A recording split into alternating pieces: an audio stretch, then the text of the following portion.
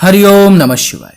श्रीमद् भगवद गीता अध्याय चतुर्थ श्लोक संख्या 42 चैप्टर 4 श्लोक नंबर 42। तस्मादज्ञान संभूतम् हृस्थं ज्ञानासिनात्मनः छित्त्वैनं संशयं योगम् आतिष्ठोत्तिष्ठ भारत। श्रीमद् भगवद गीता गीता प्रेस गोरखपुर में अध्याय चतुर्थ श्लोक संख्या 42 का अनुवाद कुछ इस प्रकार से बताया गया है।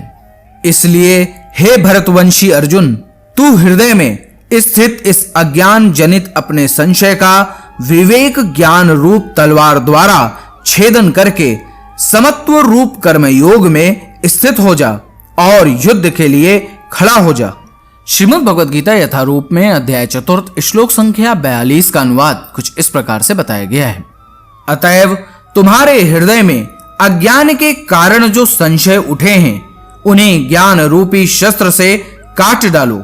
हे भारत, तुम योग से समन्वित होकर खड़े हो और युद्ध करो। श्रीमद् भगवद गीता यथारूप में अध्याय चतुर्थ श्लोक संख्या 42 का तात्पर्य कुछ इस प्रकार से बताया गया है। इस अध्याय में जिस योग पद्धति का उपदेश हुआ है वह सनातन योग कहलाती है। इस योग में दो तरह के यज्ञ कर्म किए जाते हैं, एक तो द्रव्य का यज्ञ और दूसरा आत्मज्ञान यज्ञ, जो विशुद्ध आध्यात्मिक कर्म है। यदि आत्म साक्षात्कार के लिए द्रव्य यज्ञ नहीं किया जाता तो ऐसा यज्ञ भौतिक बन जाता है, किंतु जब कोई आध्यात्मिक उद्देश्य या भक्ति से ऐसा यज्ञ करता है तो वह पूर्ण यज्ञ होता है। आध्यात्मिक क्रियाएं भी दो प्रकार की होती हैं, आत्मबोध अर्थात या अपने स्वरूप को समझना, तथा श्री भगवान विषयक सत्य जो श्री भगवद गीता के मार्ग का पालन करता है। वह ज्ञान की इन दोनों श्रेणियों को समझ सकता है।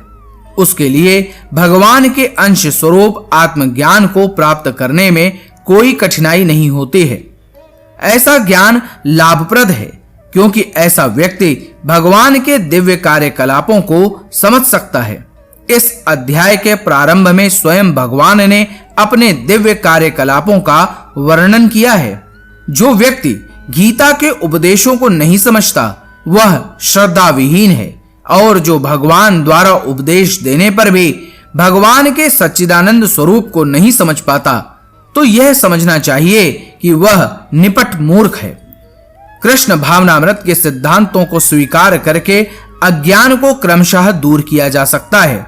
यह कृष्ण भावनामृत विविध देव यज्ञ, ब्रह्म यज्ञ, ब्रह्मचर्य यज्ञ, गृहस्थ यज्ञ, इंद्रिय संयम यज्ञ, योग साधना यज्ञ, तपस्या यज्ञ, द्रव्य यज्ञ, स्वाध्याय यज्ञ तथा वर्णाश्रम धर्म में भाग लेकर जागृत किया जा सकता है।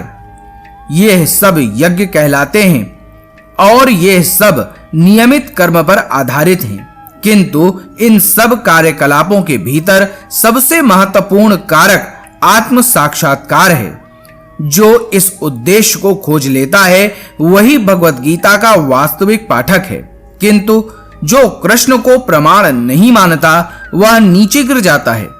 अतः मनुष्य को चाहिए कि वह सेवा तथा समर्पण समेत किसी प्रामाणिक गुरु के निर्देश में भगवद गीता या अन्य किसी शास्त्र का अध्ययन करे।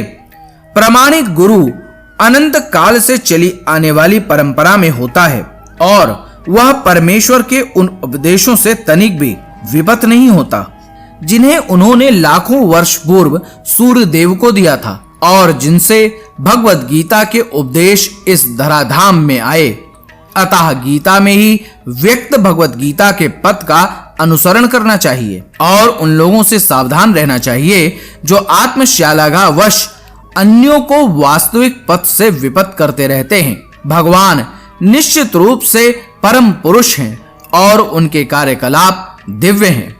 जो इसे समझता है वह भगवद गीता का अध्ययन शुभारंभ करते ही मुक्त होता है।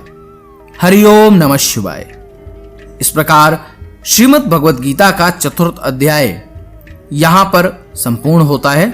अभी आप मेरे साथ बोलिए, हरे कृष्ण कृष्ण कृष्ण हरे हरे, हरे राम राम राम हरे हरे।